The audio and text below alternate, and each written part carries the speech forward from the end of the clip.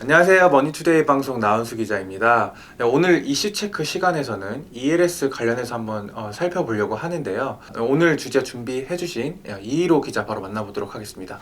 안녕하세요. 안녕하세요. 네, 실제로 최근 홍콩 H지수 관련 ELS 관련 논란이 좀 되고 있죠. 이미 투자자분들 손실이 좀 생기고 있고, 만약에 홍콩 H지수가 지금 수준으로 계속 간다고 하면은 그러면은 내년에는 손실 규모가 한 조 단위까지 나올 수 있다는 말이 있습니다. 그래서 이번 시간엔 ELS가 뭐길래 왜 이렇게 문제가 되고 있고, 왜 유독 홍콩 H지수가 문제가 되고 있는지, 그리고 이런 사태가 생기는 근본 원인이 뭔지에 대해서 좀 정리를 해봤습니다.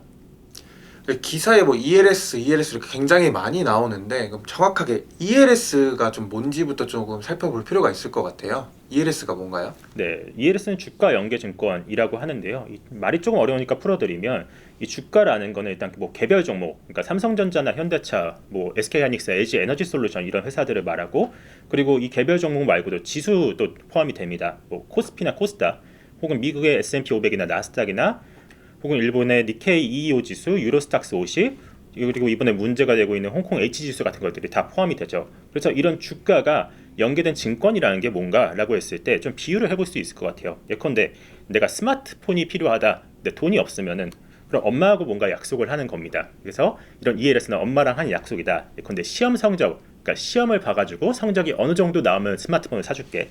예컨대 90점 이상 나오면은 스마트폰을 사줄게. 근데 90점이 안 나왔어. 그럼 그 미치면은 10점당 너 용돈을 10,000원씩 까는 거야. 라는 식으로 약속을 하는 거죠. 그러니까 이거는 시험 성적과 연계된 증권이라고 할 수 있을 것 같아요. ELS를 좀 이런 식으로 간단히 비유를 할 수 있을 것 같고요. 그래서 ELS는 은행에서 실제로 많이 팔렸고, 이게 지금 문제가 되고 있는 것도 은행에서 워낙 많이 팔렸기 때문입니다. 내년 상반기에 만기가 도래하는 홍콩 H지수 ELS가 총 9조 6천억 원 규모라고 하고요. 이 가운데 5조 7천억 원 수준이 원금 손실 구간에 이미 진입한 상태입니다. 그리고 이 중에서 약 82.5%가 지금 은행에서 팔렸다라고 전해집니다. 제가 알기로는 ELS가 굉장히 좀 위험한 상품으로 분류되어 있는 걸로 알고 있는데 왜 사람들이 이렇게 좀 ELS에 좀 이 위험 상품에 가입하는지 좀 이유가 있을까요, 따로? 네, 두 가지 정도 이유가 거론이 되는데요. 일단 첫 번째는 기본적으로 예적금보다 이 상품의 수익률, 기대 수익률이 좀 더 높습니다.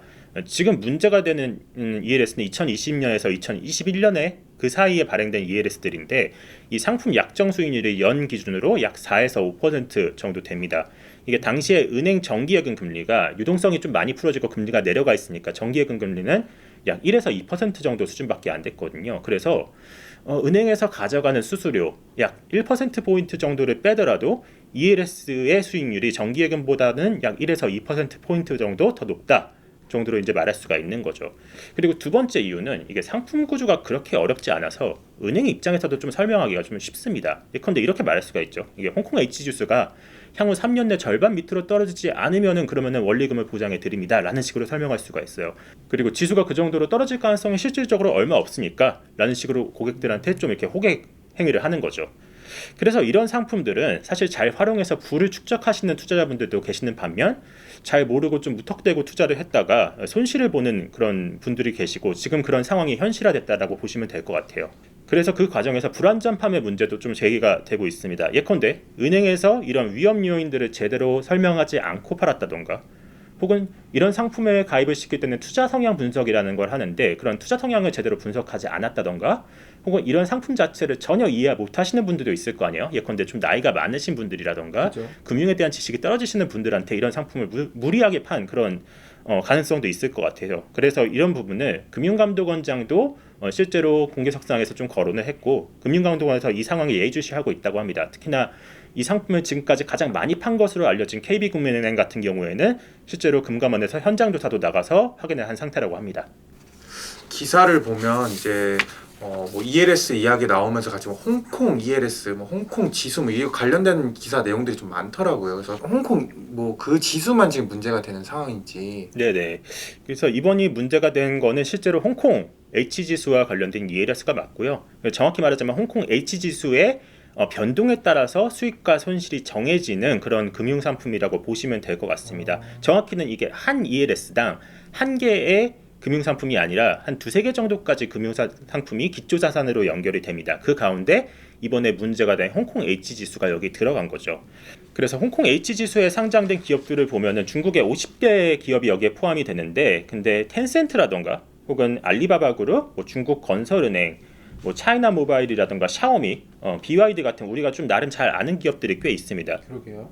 네, 근데 이 기업들은 중국의 경제 상황에 따라서 아무래도 좀 영향을 많이 받게 될 것 같아요. 근데 사실 뉴스를 보면은 2021년부터 미국이 중국을 제재하는 수위가 좀 많이 높아졌다고 하고, 또 코로나19 이후로 이어지는 중국의 경기 침체라던가 또는 부동산 경기 악화, 그런 것들이 중국 기업 전반의 주가를 누르는 상황으로 보입니다. 그래서 실제로 2021년 이후에 홍콩 H 지수가 좀 많이 내려갔습니다. 지금 여기 그래프를 보시면은 2021년 초에 이렇게 살짝 올라간 이후 줄곧 내려갔는데, 지금 다른 지수들과 비교했을 때 홍콩 H 지수, 이 노란색 두꺼운 선이 훨씬 더 많이 내려갔다라는 거 보실 수 있어요. 2022년 11월 기준으로 2021년 초 대비 마이너스 51.6%나 찍었으니까, 그러니까 H 지수가 이만큼 많이 내려갔기 때문에 이 H 지수를 기초자산으로 두고 있는 ELS가 상당히 손실을 보고 있다라 정도로 해석을 하실 수 있을 것 같습니다. 그래서 이렇게 손실이 많이 본 상황인데, 지금 문제가 되는 홍콩 H 지수 ELS는 이렇게 주가가 많이 내려가기 전인 2021년 초, 그러니까 2020년 말부터 2021년 상반기까지 만들어진 ELS 상품들이 좀 문제가 되고 있는 거고요. 그리고 ELS에서 홍콩 H 지수가 유독 많이 들어가는 건, 같은 조건의 ELS라도 이 H 지수가 들어가느냐 아니냐에 따라서 수익률 차이가 좀 많이 납니다. 지금 보시면은 이 두 가지 이 상품이 ELS 상품인데 다른 조건들은 거의 비슷합니다. 그죠. 근데 보시면은 위에 거는 H 지수가 안 들어갔고 밑에 거는 이 HSCEI H 지수가 들어간 상품인데, 근데 보시다시피 H 지수가 들어간 게 사전 수익률이 연 5.14%로 안 들어간 것 대비 한 0.6% 포인트 정도 높다는 걸 확인할 수가 있습니다. 참고로 이 밑에 있는 ELS 같은 경우는 지금 현재는 상환되지 못한 상태고요. 이 당시 H 지수가 거의 한 12,000포인트 정도, 그러니까 거의 고점에 있을 당시에 만들어진 ELS입니다. 그래서 그 당시에 만들어지고 H지수가 상당히 많이 내려갔기 때문에 지금 이상한 상태인 거고, 그리고 현재 상황으로는 지금 현재 H지수가 약 6,000포인트 정도 안팎에 있거든요. 네. 그래서 이 포인트가 대략 8,000포인트 이상으로 올라가지 않으면 어느 정도 원금 손실이 확정된 상태라고 보시면 될 것 같습니다. 그 질문이 있는데, 이 지수를 지금 3개 만족을 해야 된다 했잖아요. 이 3개 지수가 모두 다 만족을 해야 된다, 해야지 수익률이 보장이 된다, 이렇게 이해하면 되는 거죠? 맞습니다. 원금과 수익률이 보장이 되려면 그런 조건들이 있어야 되는 거고, 그 조건의 밑으로 내려가면 그때부터 손실이 난다라고 생각을 하시면 될 것 같아요. 완전히 이제 좀 ELS에 대해서 좀 이해가 된 것 같습니다. 근데 이제 표를 보니까 이제 스텝 다운 뭐 이런 것도 있는 것 같고, 좀 숫자들이 복잡한 것 같은데, 이게 정확히 어떻게 작동하는지 좀 알려주실 수 있으실까요? 네, 일단 ELS에 대해서 조금 더 깊게 들어가면은, 일단 정해진 기간에 여기에 정해진 기초 자산들이 일정 수준 밑으로 내려가지 않으면은, 그러면은 원금과 수익률을 보장해주는 상품이다라고 생각을 하시면 될 것 같아요. 지금 보시는 이 상품은 아까 제가 보여드렸던 그 표 중에 H 지수가 들어간 그 상품의 스텝다운형 ELS의 수익 그래프입니다. 만기가 지금 보시다시피 6개월부터 12개월, 18개월 쭉쭉쭉 해서 36개월까지, 그러니까 3년 동안이 만기인 상품인데, 네. 근데 이 상품이 꼭 만기까지 가지는 않습니다. 만약에 1006개월에 이 정해진 기간에, 그러니까 1006개월에 이 여기 있는 이 포인트 95%, 그러니까 최초 기준 가격 대비 H 지수가 95% 위에 있다라고 하면은 이때 만기가 찾아옵니다. 그럼 이때 만기가 오면은 원금과 수익률을 이제 고객한테 돌려주는 거죠. 근데 만약에 이 95% 밑에 있다라고 하면 자연스럽게 이 12개월로 다시 이월이 됩니다. 그래가지고 이 12개월이 됐을 때 이때 H 지수가 어디 있는지 다시 보는 겁니다. 만약에 H 지수가 이 시점에서 지금 여기 있는 이 90%에 있다, 90% 위에 있다라고 하면은 이때 다시 만기가 찾아오는 거죠. 그러니까 이때 원금과 정해진 수익률을 주는 거고, 그렇지 않으면 다시 18개월 차로 넘어가는 거고, 그래서 이 상품이 조기 상환되거나 최종적으로 만기까지 갔을 때 지수가 어디에 있느냐에 따라서 원금과 수익률이 정해지는 상품이라고 이해하시면 될 것 같습니다. 이게 가장 기본적인 ELS의 구조고요. 이게 쉽게 말해서 한 6라운드 정도까지 게임이 펼쳐진다, 이렇게 보면 되겠네요. 6개월마다 이게 이 만기 시점이 돌아올 때 수익률이 정해지는 거니까. 맞습니다. 그래서 이게 6개월 단위가 될 수도 있고, 뭐 상품마다 조금씩 다릅니다. 이게 4개월 단위인 것도 있고 3개월 단위인 것도 있는데, 근데 뭐 그런 것들이 통상적으로는 6개월 정도로 정해지는 것 같고요. 네. 그래서 이게 상품이 구조화가 어떻게 돼 있느냐, 혹은 이 최초 기준 가격 대비 어느 정도까지 주가가 떨어지는 걸 용인하느냐 그런 거에 따라서 이 상품의 수익률 같은 게 조금씩 다 달라집니다. 그래서 보시는 것처럼 여기 있는 이 95, 90, 85, 80, 이 75 여기 있는 이 부분이 이 약정된 손익을 보장하는 기준선입니다. 이거를 1차 베리어라고 부르고요. 네. 그리고 이 왼쪽에 있는 이 45, 이 45가 좀 중요한데 이게 2차 베리어고요. 이거를 통상 녹인 베리어라고도 부릅니다. 네. 이 45가 중요한 이유는 이 H 지수가 정해진 기간, 이 약정 기간 안에 단 한 번이라도 이 45%의 녹인 베리어를 터치를 하면은 그 순간 이 상품은 기존의 원리금을 주는 상품에서 상품의 성격 자체가 바뀌어 버립니다. 이거는 이 지수 자체에 투자를 한 게 돼버리는 상황이 됩니다. 그리고 이번에 문제가 된 사건들은 다 이 H 지수가 이 녹인 베리어 45%까지 떨어진 상품들이라고 보시면 될 것 같습니다. 터치를 한 거네요. 네, 다 녹인 베리어를 터치를 한 상태라고 보시면 될 것 같아요. 그러면 이제 이 녹인 베리어, 그러니까 2차 마지노선이라고 전 느껴지는데 네. 이 녹인 베리어가 깨지면 이제 전액 손실인 건가요? 네, 아닙니다. 이게 ELS의 손실은 이 ELS에 포함된 기초자산 중에 어느 게 가장 많이 내려갔는가를 보고서 정해지거든요. 근데 지금 같은 경우에 만약에 H 지수가 0%포인트까지 내려가면 그럼 완전히 다 이게 전액 손실을 보는 건데, 근데 H 지수가 0%까지 간다는 건 사실상 중국이란 나라가 망했다라는 걸 의미를 하거든요. 근데 중국이 망하지 않는 한 그럴 일은 없기 때문에 전액 손실 가능성까지는 사실상 없다고 보셔도 될 것 같습니다. 그리고 만약에 이 낙인 베리어, 그러니까 45%를 찍었더라도 원금과 수익률을 다 받는 경우도 있습니다. 예, 이게 지수가 다시 올라가서 6개월 단위의 1차 베리어가 위치할 경우가 그렇습니다. 왜냐하면 1차 베리어는 이 녹인 베리어가 깨지더라도 아직 살아있는 상태거든요. 그래서 이 95부터 75%까지 있는 이 1차 베리어 안에 녹인 베리어를 찍었더라도 나중에 이제 지수가 반등해서 이 안으로 들어오면은 그러면 원금과 수익률을 보장해 준다고 보시면 될 것 같습니다. 다만 녹인 베리어를 찍은 다음에 그 다음에 이 위로 반등하지 못하면은 그때는 원리금 손실이 확정이 되는 거죠. 그러면은 이렇게 좀 손실 볼 확률이 어느 정도 되나요?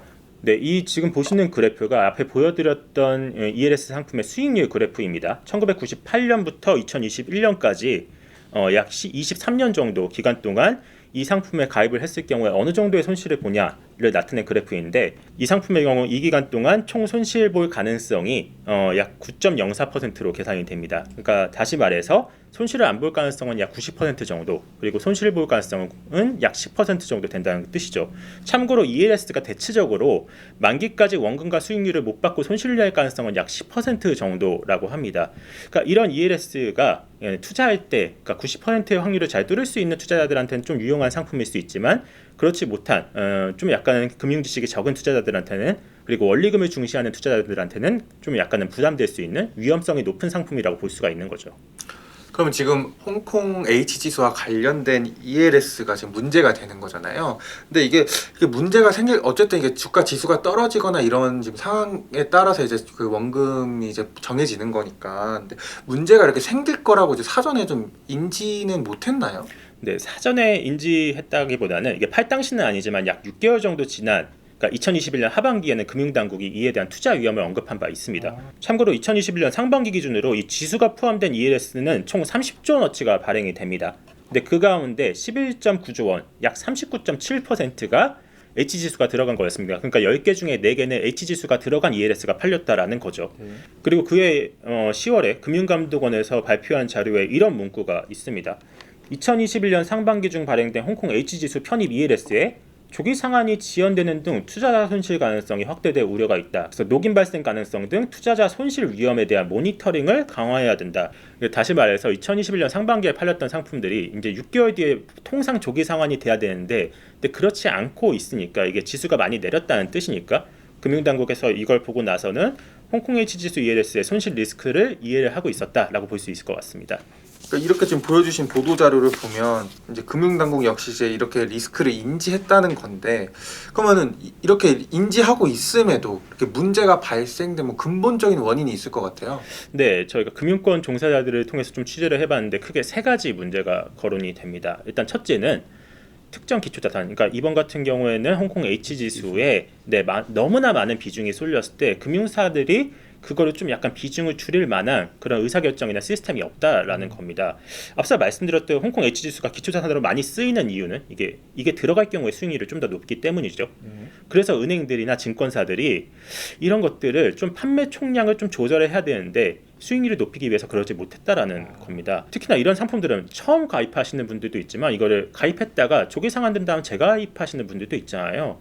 근데 이런 분들한테 앞서 제시했던 높은 수익률을 제시하지 못하면은 금방 다른 금융사로 갈아타는 경우가 많다라고 해요.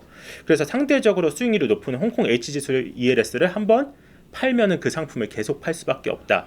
그래서 한 자산운용사의 고위 관계자는 이에 대해서 이렇게 말합니다. 물 들어올 때 금융사들이 노져온 거다.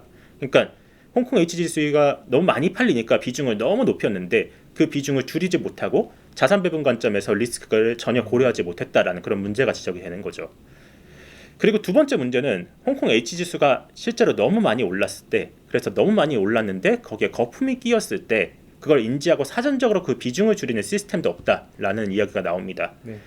흔히들 투자에서 말하는 진리는 이제 어떤 자산이 고평가되면 그 자산이 다시 그 정상 범위로 돌아온다라는 게 우리의 이제 상식이잖아요. 그렇죠. 그래서 홍콩 H지수가 너무 많이 올랐으면 그만큼 지수가 낮아질 가능성을 인지를 하고서 이 비중을 줄여야 되는데 그렇지 못했다라는 거죠. 실제로 홍콩 H지수 주가하고 주당 영업이익의 추이를 보면요. 어느 지점부터 영업이익은 내려오고 있는 반면 H지수는 이렇게 올라가는 것을 보실 수가 있습니다. 이런 걸 금융사들이 미리 인지를 한 다음에 지수가 고평가됐다라고 판단을 해서 좀 비중을 줄였으면 어땠을까 싶은데 근데 그러지 못했다라는 지적이 나오고 있는 거죠. H지수에 대한 수익률이 워낙 높으니 이 포트폴리오가 이렇게 한 비중이 쏠렸고 근데 이렇게 손실이 한번 나니까 또 그 손실 폭도 커질 수밖에 없다. 뭐 이렇게 좀 보면 될까요? 네네. 그러니까 총량도 조절하지 못했고 또 거품이 끼는 과정에서 그 거품을 줄이는 그런 시도도 인지하지 없었다. 못했다. 네네. 그런 문제도 거론이 되고 있고요. 그리고 끝으로는 이런 상품을 은행에서 파는 게 맞냐라는 근본적인 문제도 지적이 됩니다. 왜냐하면 ELS는 상방 이익은 대략 한 5에서 10% 정도로 제한이 된 반면 하방 이익은 100%까지 뚫려 있거든요. 그러니까 이런 거를 통상 비대칭적인 상품 구조라고 합니다. 그리고 이런 상품은 투자 수익률이 적정한지 자체가 좀 계산하기가 어려운 상품이라고 하죠. 그래서 원금의 절반까지 혹은 그 이상까지 이를 수 있는 그런 상품에 대해서 고객들이 위험을 감수하면서 이런 걸 가입하는 게 과연 적절한지 또 은행에서 이런 것들을 권유하는 게 적절한지에 대해서 제대로 설명했는지 좀 의문이 들 수가 있고요. 그래서 원금의 절반 이상까지 이를 수 있는 이런 상품의 위험을 감수를 하는 게 적절한지 또 과연 은행에서 이런 것들을 제대로 설명을 해뒀는지 원금을 잃으면 안 되는 고객들에 대해서 이런 상품을 권유한 게 아닌지 그런 문제들이 좀 제기가 되고 있습니다. 그래서 일각에서는 은행이 이런 원금 비보장성 파생 결합증권을 파는 창구로서 은행이 이런 역할을 하는 게 맞는지에 대한 근본적인 의문이 제기가 되고 있습니다. 오늘 이희로 기자가 이야기한 것 중에 좀 중요한 것을 좀 몇 가지 요약을 해보면 첫 번째 홍콩 H지수가 고점이었던 2021년 초에 이 지수를 기반으로 한 이제 ELS 상품이 몰렸다. 그런데 그 이후에 이제 지수가 크게 하락하면서 이 국면이 지속할 경우 이제 그 대규모 손실이 예상된다. 뭐 이 정도가 지금 현재의 상황인 것 같고요. 그리고 두 번째는 금융당국은 이 하락 국면에 이제 ELS 손실 가능성을 인지하고 있었는데 워낙 홍콩 H지수를 기초로 한 ELS 상품이 많았고 그리고 이게 워낙 인기가 많고 많이 팔리다 보니 판매사 역시 이걸 꾸준히 팔았던 것 같습니다. 근데 이게 근본적인 원인을 또 살펴보니 이제 상품에 대한 총량이나 뭐 이런 조절하는 가이드라인이 없었고 이제 이러한 게 좀 현재 상황을 좀 초래하지 않았나 좀 싶습니다. 최근 ELS 관련해서 이제 기사를 저도 찾아보니까 불안전 판매에 대한 보상 뭐 이런 이야기도 좀 심심찮게 들리는 것 같습니다. 근데 좀 오늘 이희로 기자 이야기를 들어보니 뭐 단순히 좀 보상에 초점을 맞추기보다는 뭐 좀 근본적인 원인을 찾고 뭐 가이드라인을 좀 마련해야 되지 않나 좀 싶기도 하네요. 네, 오늘 준비해주신 이희로 기자 너무 고생하셨고요. 네, 저희는 더 유익하고 더 재밌는 컨텐츠로 다음에 찾아뵙도록 하겠습니다. 감사합니다.